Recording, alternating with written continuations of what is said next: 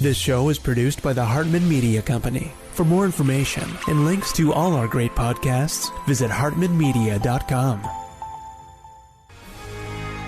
Welcome to the American Monetary Association's podcast, where we explore how monetary policy impacts the real lives of real people and the action steps necessary to preserve wealth and enhance one's lifestyle. It is my pleasure to welcome Damion Lupo. He is founder and CEO of eQRP, host of the Transformation Nation podcast, and author of the new book, The QRP Book, How to Get Checkbook Control of Your 401k Rollover Money Now. And Damion, welcome. Hey, Jason, it's great to be here. Thanks for having me.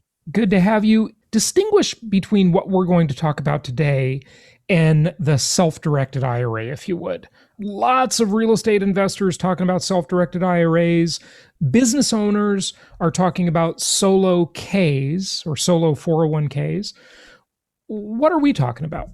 We're talking about a different part of the tax code than the IRAs. IRAs are in 408 and eQRP is in 401, where the 401ks and the solo 401ks live. And the big difference really is the speed and the control of your money. And the big tax that people don't realize is coming called UBIT, the unrelated business income tax. And that's what's applied when you invest your IRA in a deal that has any type of debt. And it's in an eQRP, it's actually exempt. So huge difference. And it's actually the highest taxed thing in the tax code right now. But people will say, if I've got a self-directed IRA and I buy a property within that self-directed IRA, and I find a non-recourse lender, which is definitely a specialty, folks. Okay, it's that there aren't that many of those. But I get a loan, and maybe I can only finance 50% loan to value, which is not quite as desirable as what you do outside of the plan. Pay a higher interest rate, et cetera, blah blah blah. Then I sell that property.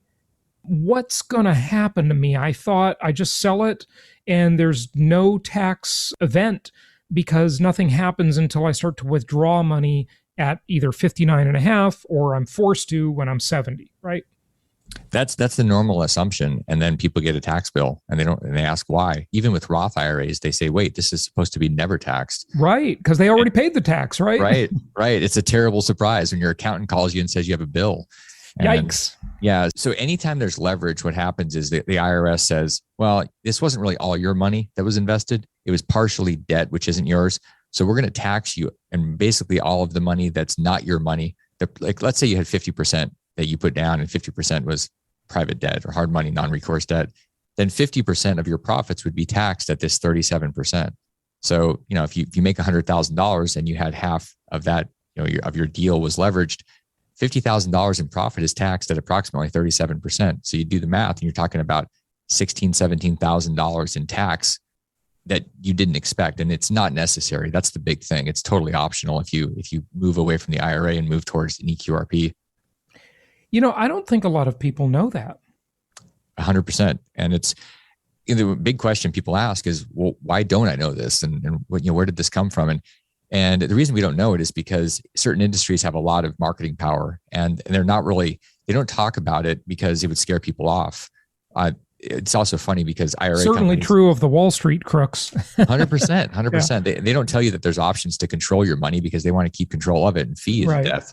Yeah. So basically the 401k industry and pension industry had better lobbyists years ago and got an exemption for this. That's why this is exempt and why IRAs are not.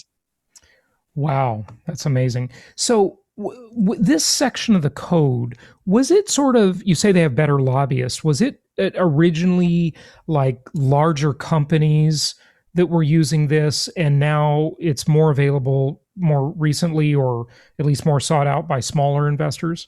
That's exactly what happened. Or smaller business owners, I should say, maybe. 100%. I mean, years ago, what happened is you had a lot of real estate developers that would go to pensions and big 401k, but basically a lot of pensions, which are under the same part of the tax code. And they said, hey, we want to have $100 million or $500 million invested in this giant development. And so they said, we want to be able to do that without our investor, the big pension fund, getting taxed. So the big lobbyists went in and got this exemption. Well, now individuals have 401ks. There's all sorts, from individuals to small companies. And so they get to take advantage of what those lobbyists did for the big boys. So it's kind of cool getting to use all the big lobbyists' firepower, if you will. Mm-hmm. for your deal when you're a one-person band or you have a few people with you. Yeah, definitely, definitely. So when did people start adopting like how old is this? This became a thing, and then when did the smaller people start adopting it? So it's interesting because it's brand new. And I say that sort of tongue in cheek because this has been around since the early 70s. It's 50 years old. The individual type of stuff where people really started putting a lot of money in was around 20 years ago when it started to really catch fire. And especially after the Roth component came into play in 99, which is ironically what balanced the budget. It's all this money came flooding in where people converted it. And now you've got guys like Peter Thiel that have $5 billion in his Roth account, which nobody really knew about until recently. So it's relatively new. The wealthy are using this as one of their major tools now. And most of the population doesn't even realize it's a thing. Yeah. Well, Peter Thiel, basically hit some huge home runs on stock options. And, that's an amazing story about his Roth IRA. And everybody's screaming, eat the rich. All he did is follow the rules. I mean, Exactly. Give me a break. Peter Thiel is the smartest guy in Silicon Valley, bar none. That guy's really quite brilliant. His book, One to Many or 0 to 1. I mean, 0 to 1 yeah. is a great book, by the way. I've, took me 2 times through it to understand what he was talking about, and maybe I still don't. But he didn't use the eQRP. He just used a Roth, right? He used a Roth, and he really didn't use any leverage. He went and just did exactly what you said. He was buying penny stock, basically. Yeah. Before things went public, went from a penny to $50. And he did that over and over, starting 20 years ago. He was very early in this. And so over 20 years, 1,700 turned into 5 billion. And now you're right, it's eat the rich. And all he did was use the code, and the code is available to all of us. So, it's pretty smart. Right. Okay. So this, you say it's 50 years old, but it's new. I don't understand. Well, it's funny because it's new to people. People haven't seen it. They haven't heard of it. It's been around. This code, the ERISA code back in 73 made 401ks and IRAs. Sure. And then they've been tweaked over the years. Ergota, these different things in 2002 changed the rules. And really we've gotten to a point where an individual, just one person doing their own thing, can put $58,000 per year into a plan, and multiple people in a household can do this. Like they got all of the options that were really only available to high income earners at big companies. The tax code kept changing because the government's trying to figure out how people can support themselves and not rely on Social Security. Okay. So has it been you that's been publicizing this? I assume there's other people out there doing it too, right? Yes, there's a lot of companies that are promoting IRAs. There are a lot of companies that are promoting individual 401ks. What we do with the eQRP, we're the only ones that do it, where you can actually grow your business as a real estate investor, or you have a business and you want to bring on some additional talent, whether it's employees or contractors. And it's a unique thing for people to be able to scale as they want to grow. And so it's really just promotion. It's sharing and people sharing through, referring their friends and saying, hey, there are other options than Wall Street. Yeah, interesting. Okay, well, you've got some visuals to show us. And for those of you who are listening to audio only, we'll please try and explain the visuals so they understand if they're only listening on podcast, but this will be on the YouTube channel as well. So feel free to share them and let's get started. Awesome. So really just getting into what we were talking about, helping people understand the differences between IRAs and SEPs. And I know that you've talked about some SEPs and IRAs that compared. So we really have black and white. What's the difference? When we talk about the differences, what we're talking about is speed, control, and taxes. And IRAs have a very limited amount of money you can put in. It's 10 times more with a different part of the code with the eQRP. And a lot of times what people are realizing in real estate deals is that you've got to be able to react quickly. If a deal comes up, you can't wait 6 weeks to fund. Like, you need to be able to fund quickly. That requires having checkbook control. And sometimes you can do that with an IRA. Sometimes it'll take you 6 weeks. It depends. eQRPs, very different because you're the trustee, meaning you are in control of the deal, the money. Nobody else touches it. And the biggest thing that we talked about before was the debt factor. There's an unlimited amount of debt. Like when I started my real estate career in 99, I took over a property, put $6,000 down, took over a mortgage of $120,000. And so I had pretty high leverage. You could use all that leverage and not get taxed. If I had done that with an IRA, I would have been hurt pretty bad with a tax. And a lot of people are doing the syndicating deals. I think this is a great example of getting involved in bigger deals to be a part of professional teams. So this was a deal that a friend of mine in Texas did, $50 million deal, and about 10 million of investor cash, a lot of that retirement money. And then there was 40 million in debt. this is an 80% leverage deal, pretty high compared to maybe flipping a house, but it's a good example of what people are getting into. And so when this property sold, it sold for $70 million. And the UBIT tax that we talk about, the unrelated business income tax, was triggered because of unrelated debt financed income. This is the tax that we talked about that will hit people. It's up to 37%. And so people that invested in this deal, the people that used IRAs paid up to $29,000 in tax. And this was not something anybody really anticipated. They just got a tax bill.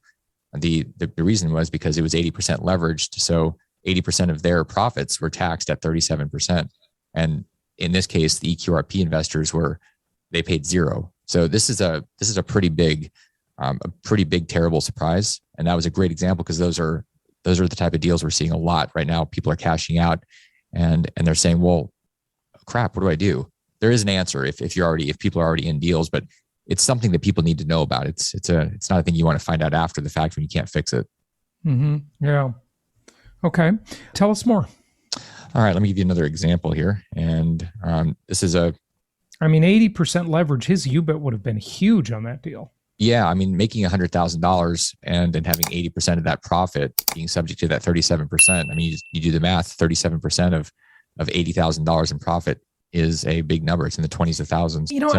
I sort of keep wondering to myself as you're speaking about this, why the IRS does that. Like, when you look at the tax law, nobody likes taxes, but it has a logic to it. And, they don't tax you on 80% outside of a plan. Well, I guess they do. I don't know. It's sort of, Jason, I think the reason they do it is they're looking at this tax shelter, which is what retirement accounts are. And they're saying it's almost like an unfair playing field that you're using a tax shelter and then you're using leverage and it's two in your favor. And so most of the money that's invested in real estate from retirement accounts is self-directed IRAs. And so that's what they went after. They said, okay, this is all the money that's not coming in as tax revenue. So we're going to level the playing field for people that are using just regular cash and not sheltered money. Mm-hmm. That's my guess. Yeah. Right. Okay. Another good example is people that are flipping stuff. This was a gal that came in and she heard about this deal about the eQRP. And she said, okay, we did this deal. It was a $200,000 purchase and rehab. They were selling it for $300 and closing at the end of the week. And so they had about $100,000 in profit.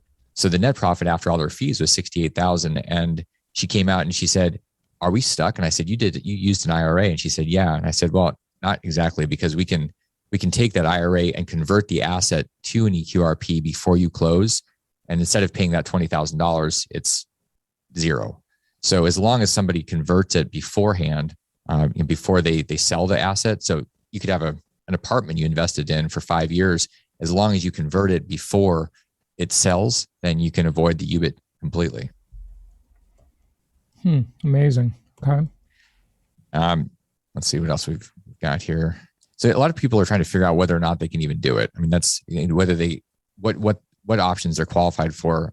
Really, anybody can do it. The question more is whether you should, because once you have your money in your hands, a crazy person will go do what I did in 2006 and buy a Ferrari. And then, that's totally disqualified. So, hey, sometimes people make money on those Ferraris, not not as much as they do on a property, of course, but I wish I knew how to do that because I just lost my butt on my Ferrari, but it was fun. I mean, the problem with the Ferrari is the maintenance along the way. That's what'll kill you. The asset itself might actually appreciate, but the maintenance during the ownership period is insane on some of them.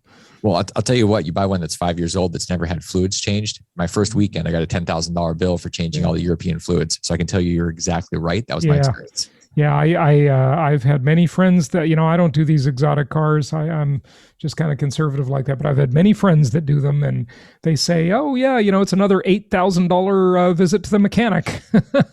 They don't do any hundreds of dollars. It's always thousands and usually it's tens of thousands. Yeah. Wow. Crazy. Yeah. Yeah, really, but truly, I mean, this is open to anybody. People have to realize that whether you're putting deals together or you've got your own business, you're self-employed, whether you're a passive investor or you've got a job, if you've got employees, anybody can do this if it makes sense. So it's not really restricted. I think there's a lot of misconceptions that you have to have a corporation, you have to have a brick and mortar or something, but truly it's really anybody that says this might work for me and my, my situation. So I want people to really get that it's an option. It's not really can or can't, it's should or shouldn't. Mm-hmm. I got a great example that we'll share with somebody that the tax code changed in the last couple of years. So it went from you have to be with taxes, you have to be very proactive, and most people are either tax people come to them in September and say, okay, let's make sure we're ready. One of the rules changed, so you can actually set up retirement accounts. This one specifically retroactively. So this is a gal that came in the spring of 2021. And set up a retirement account, this specifically for 2020. And what was cool is we used a couple different parts of the tax code. So she made a couple $100,000, was able to put $57,000 into the plan as a deduction. And then because that brought her below the $157,000, that's the QBI, the qualified business income limit, it allowed her to take another 20% deduction off that. So her net income ended up at 115. So she went from 200 to 115. And she saved $20,000, and it was retroactive. So she did this after, in 2021 for 2020. So that was a pretty big deal to be able to go back in time, like Marty McFly. Mm-hmm. Yeah. Wow. So you set up these plans for people, right? We do. Yeah. Absolutely. And what's involved in setting up a plan? Do you have to create a legal entity like an LLC or a corporation, or is it simply documents, more like a trust or just a business deal? What is it? What is it that happens? So there's a number of pieces that are built. We build everything. We build the plan, the documents. There's a couple hundred pages of documents that are custom made for each client. We set up the entities. Yeah, and I bet those couple hundred pages of documents will really help cure insomnia. I don't know if anybody's read them. The ones that do look at them and go, why? And I said, the answer is the IRS. I don't know why some of this stuff is the way it is, but we follow the IRS. And as long as you do that, and really, it's not the Wesley Snipes approach. If you've ever heard of his story, it was like, well, I thought this was okay. You don't get forgiveness from the IRS. You get permission, which is what these have. And so, there's definitely an insomnia factor. This will cure it if you want to read the docs. But in terms of setting everything up, it's building all the docs, setting up the bank account, setting up the entities. And then really it's turnkey for the person that's using this. They end up with a checkbook where they can wire and invest, and very, very simple with the proper team. And I know you talk about this, and it's important. The teams are what make people successful. So you do set up an entity then? Yeah, there's multiple entities. There's entities. What entities need to be set up? So as an individual, you can be a sponsor of a retirement plan. So you could be a sole proprietor. Sometimes we'll set up LLCs or corporations for people. It's custom made. So this is not a one size fits all. And I think that's one of the misconceptions out there. It's very custom tailored for where someone's at, and it's all part of it. We build everything for. Right, but just give us an example. Like, what do they do? I mean, you say entities. It's not even one entity. It's multiple. Correct. How many entities do you need? What's the minimum? So we're going to have at least a couple of different entities, and potentially 3 or 4. So and so we set these up. One, you have to have a sponsor for a plan. So that's you as an individual sole proprietor. It might be an LLC, and then you have a plan, which is the actual retirement account. And then inside of that, we're going to have some entities that are going to provide some liability coverage and some anonymity, because the last thing you want to do is announce to the world that you have a bunch of assets. You become a target, especially in California, or really in America. Now, if you have money, you're a bad person, I guess. Sure. Yeah. So this is really about creating that liability protection and the anonymity, so you can create wealth without being a target. Like, in what states do you set up these entities? Are they LLCs? Are they corporations? Typically, most of the time we set up LLCs. Sometimes there's a corp. That's an exception, but typically it's an LLC. And now the most common is Wyoming. Nevada, Delaware, and Wyoming are the 3 places that most people use entities. Really desirable, yeah. Are the entities for doing business, like doing investments, or are they necessary to keep the plan structure and make the tax advantages work? They're not necessary for the tax advantages. They're there for the anonymity and protection and for the ease of use, because quite frankly, most people don't know what a retirement plan is, and they don't understand the structure, but they understand an LLC. And so if you're investing your retirement money into a syndication or some deal, people understand an LLC that's coming in as the investor. They oftentimes don't have a checkbox for a retirement account. It doesn't fit into anything. Right. So we're really talking about something broader than the eQRP. We're talking about like an asset protection plan. Well, the eQRP it's a specifically built retirement account that includes those things. So it does include, the eQRP is not just a name for something else. It was built on purpose with those entities in it to provide the asset protection, to provide the anonymity. Okay. All right. And I know it's not one size fits all, but do you have like one product you do, or are there multiple products? So it's multiple products, so when people will set up an eQRP, and as they grow, we morph their plan into a safe harbor where as they grow employees, sometimes people have a Roth IRA that's really stuck because you can't move a Roth IRA into anything else. It has to stay a Roth IRA. So we have a FICRA, which is a free checkbook IRA, has no annual fees for anything forever. So there's some stuff like that we do. Really, all of these things were meant to give people an option to solve their retirement pile. And so they evolve. Once somebody has an eQRP, it's a dynamic entity. It's not fixed, so it grows and adjusts with them. Interesting. I did a captive insurance company, and that was interesting. I've been looking at those things for maybe 12 years or so, and I finally did one and just dove down the rabbit hole to learn all about it. It's a whole world, right? And I suppose this is the same way. Is that true? Yeah, this is a lot more powerful and complex than people first give. And same with your captive insurance, really powerful tool, and you can go down the rabbit hole with it pretty deep. Mm-hmm. Is this something, Damian, that is really only needed by people of a certain net worth or certain income level or in a certain situation? Or is it kind of like anybody might want it? I mean, anybody that doesn't want to pay tax would want this.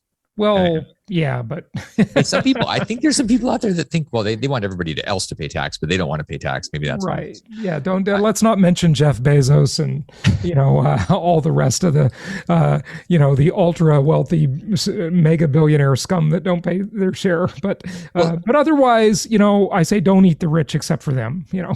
Well, I mean, it's a great question. And the question is, why would somebody need this or want this? And a lot of times real estate investors specifically will say, why do I need anything? I don't pay taxes anyway. And it's a fair question because they have a lot of depreciation benefits. 100%. Yeah, exactly. And so my thought is make sure you have multiple quiver or multiple arrows in your quiver. Yeah, the Roth is my favorite thing. And the reason the Roth is so powerful is because it takes your taxes to zero forever. And this is one of those things where we know the tax code is going to change. We know that things are going to be targets. And so depreciation is there now. And could it change? Yes. We don't know what it'll look like. So my suggestion is make sure you just have as many, like your captive insurance. It's a great thing to have in your arsenal. So that's the same deal with the retirement accounts, having a Roth account. There's no downside to having it. And one of the things about it is that... Well, I'm going to disagree with you on that for a moment. Okay. Now, I might be the crazy one here that's missing out. So far, I am the one missing out. But I did not convert to a Roth. And I'll tell you why I didn't. I just think the government is too desperate and too hungry. And I'm afraid they're going to look for the low-hanging fruit and just change the rules. And they do that. Right? It happens. You mentioned they could take away depreciation benefits. True. They could do anything, right? Right. But a very low-hanging fruit for the government seems to be, hey, look, we told all these Roth people that if they pay the tax back then, they're not going to get taxed when they take distributions, but we changed our mind because we need money, and that's what concerns me. I totally agree with you. So take that with your disagreement. I agree with you. I think that's it's a rational thing to expect the government to change the rules. And they actually did that recently where people used to hear about a stretch IRA where people would have a Roth IRA, their kids or grandkids would inherit it. And then that money, I have one of those. I inherited it from my dad. And so for the rest of my life, I get to spend this thing, grow it, whatever. So no taxes. And the IRS and the Congress said, we're going to change the rules. So it's only 10 years now. Once you inherit it, it's 10 years. So not only are they likely to do it, they keep doing it. They keep changing the rules. Here's what they typically do. They grandfather what's already in play. So like mine sticks as it is. I agree that they do tend to grandfather, but not always. No, I mean, we don't know for sure. We can't predict it. We have people that are politicians. I guess they're people, but I mean, the reality is we don't know. And that's why I think it's so valuable to have different piles in different structures so that if one structure gets massively hacked or something, then you're not sitting there going, dang, that's all of everything I have. So that's the piece that I think is valuable. I think it's valuable to have a Roth eQRP or Roth IRA, captive insurance, real estate, because it's an interesting way of diversifying. It's diversifying amongst different tax categories. Yeah, very interesting. What else do you want us to know, Damian? Well, here's one of the things that a lot of people don't realize. I'm going to share this. This is what you can tap into retirement accounts a lot earlier than you thought. Most people think I got to wait till I'm 60, I'm 30 or 40, and I don't want to wait 20, 30 years. No, you can do it when you're 59 and a half. Come on, Damian. Yeah. Okay. So there's the accelerator. Like, that's what people think. Okay. It's not 60, it's 6 months earlier. Yeah. The reality is you can tap into these things right now because of the tax code, like one of our clients did. And this is a great example. If you've got cash in a retirement account, there's a way to convert it to Roth. And normally when that happens, it's a taxable event. You convert, like in this case, 300,000 to Roth. If that's all you did, you'd have $300,000 more in income, which is taxed at ordinary income rates. But you can then take that money out immediately, no tax, no penalty. And then you could take that and buy a building. Let's say you bought $1 million building like these guys did. You would have the opportunity to have some cost seg bonus depreciation, which would offset all of that conversion income if one of the parties was a real estate professional. So all of a sudden now your 300,000 or whatever the number is out of the retirement account in a property that's giving you cash flow, and it doesn't matter how old you are. So this, if you start mashing the tax code together, we're at a unique point in time where you may be able to be out of the rat race or have this real cash flow you can spend at any age. And that's a pretty unique thing for people to really tap into. Yeah, very interesting. Okay, good. So on that question of anything else you want us to know, is this it? Yeah, I think really the big thing is just understanding that retirement accounts aren't just meant for people to use in their sunset years. I think there's $35 trillion sitting in these, and not all retirement accounts are equal, and they're different rules. So it's important to understand, because whether you're using your own money or other people are going to be investing with you, you want to have good information and complete information. And it's just important to learn about these things and figure out at least the basics so you're not ignorant, because there's a lot of power in them. I'm not sure we really got an answer to who sort of needs this or qualifies it. We jokingly said anybody who doesn't want to pay taxes, right? I mean, the guy on the street that has like one property versus someone who has 20 or 100 or 500 properties, which I know the wealthy person needs it, right? But does the person with like one rental property need it? They got a personal residence and one rental property. Is this going to help them very much? Is it going to help them? If they're trying to shield any type of active income, it's going to help them. I mean, that's definitely a case. If you've got something you're doing and you're making active income, if you want to avoid getting hammered with the tax, you're going to be able to shelter a pretty significant amount. So with one rental property, it could help you. With 100, it could be another arrow in your quiver. Is it going to make the difference in your life? If you have 100 properties, probably not. Yeah. But it also could be if you end up with a pile in Roth and everything else gets taxed at 50, 60%. I mean, we're just hedging. I mean, a lot of these strategies are really hedging for. Oh yeah, and you have a lot of hedges all over the place, a lot of arrows in your quiver, as you like to say, and that adds up. So, certainly. So you do a lot of things. But it's sort of the cost of it, the complexity of maintaining it, whatever, that has to weigh in, right? Yeah. And so do you want to share, by the way, on the air, any of the kind of a ballpark of what this costs to do this? Yeah, so it ranges from $3,500 to $8,500. That's the range for depending on where you're at, whether you're by yourself or whether you have spouses or you have employees. And so there's a range, and it's a great question to bring up. Did you say if you have spouses, like plural? It could happen. I mean, we're in a woke environment. I don't know anymore. I got to be careful about Yeah, that's true. That's true. But I mean, truly the complexity, and this is what people will come in, especially you mentioned if somebody has 100 properties, do they want more complexity? The answer is generally no, they don't want. They want to keep it simple as much as possible. And this is where the team comes into play. So when somebody has an eQRP, it's going to look very simple. They're going to have a checkbook, they invest, and all the compliance is done by us. So it's, all the filings, everything that they have to do. That's a really simple approach to investing when you have a checkbook and there's no taxes, there's nothing that happens. It's about and that checkbook is from an LLC that you set up for them, right? Yep. Yep, everything is set up for them. And so are they in control of that money in the account? It's in the LLC they control, right? Yeah, they're the only ones that are in control. Nobody else touches the money. Not us, not anybody else. It's 100% all the money in the retirement account inside the LLC. They're the only signer on anything.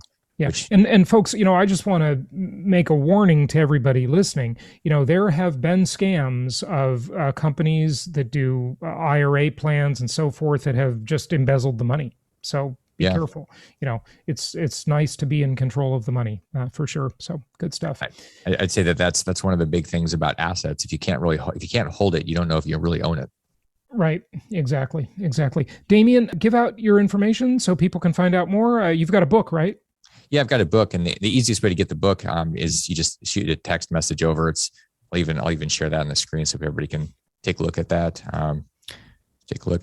Basically, you're just going to text the word eQRP to 72,000, and you can get a copy of the summation of the book, if you will. And then if you want the book, you can just say, "Hey, I want the book," and we'll send you a copy of the book. It's on us. Really, just education and maybe sharing it with people.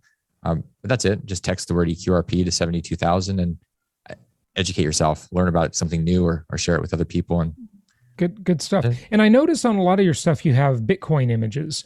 Why? Is this particularly of interest to crypto people or what? Yeah, I'm glad you brought that up. The Bitcoin, because we're going through a financial transformation in a monetary system, Bitcoin is one of the places where people are looking to put assets and diversify. The eQRP allows you to buy crypto, Bitcoin, and to be able to do it and hold it yourself. You cannot do that with an IRA. And we've created a very easy system. So somebody says, I want to use 10,000 or 100,000 of my retirement money, and they can literally have the Bitcoin in their hand in a cold wallet the next day. So that's a unique thing for people to hold it and be able to do that. And then there's a lot of confusion around the taxes. So basically, in the typical plans, you have to have this arm's length rule, right? You can't touch it. Yep. And that makes sense. There's a logic to that, right? The IRS does have some logic to their stuff.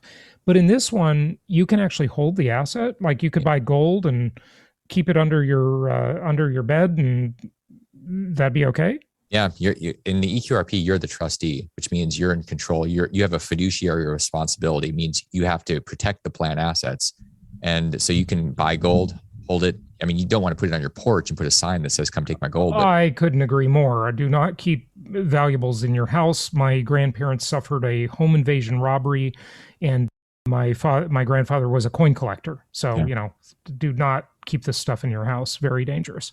No, I 100% agree. I mean, be mindful because it's your job. But the neat thing is you actually can control it. You can put it where you want. You can safeguard it. And with crypto, having crypto on an exchange, whether it's Coinbase or whatever, Kraken, Gemini, there's still a counterparty risk, whether you have it on PayPal or something. Yep. In this case, you're able to hold it and nobody can touch it. And you can move it across borders. It's really fascinating. A lot of people don't realize they're at risk when they have their crypto on an exchange. And this way you can take it off the exchange. Oh, sure. I mean, look at Mt. Gox, these people embezzle, all kinds of stuff happens, But I'm really surprised the IRS would allow that. That really does surprise me. Well, the rules are that the trustee is in control of the assets. And the IRS says, here's what you can't do. You can't go buy a property and then live in it or get a current benefit. But there's no current benefit to you holding gold or silver. There's no current benefit to you holding Bitcoin. Your job is to be the trustee. That's the hat you're wearing. And so since you can pick the trustee, that's why it's allowed. But a lot of these people do artwork, right? Sometimes really expensive artwork. Can they hold artwork in a plan and hang it on their wall? I mean, I can't. That's. I'm glad you brought that up because collectibles and art are prohibited.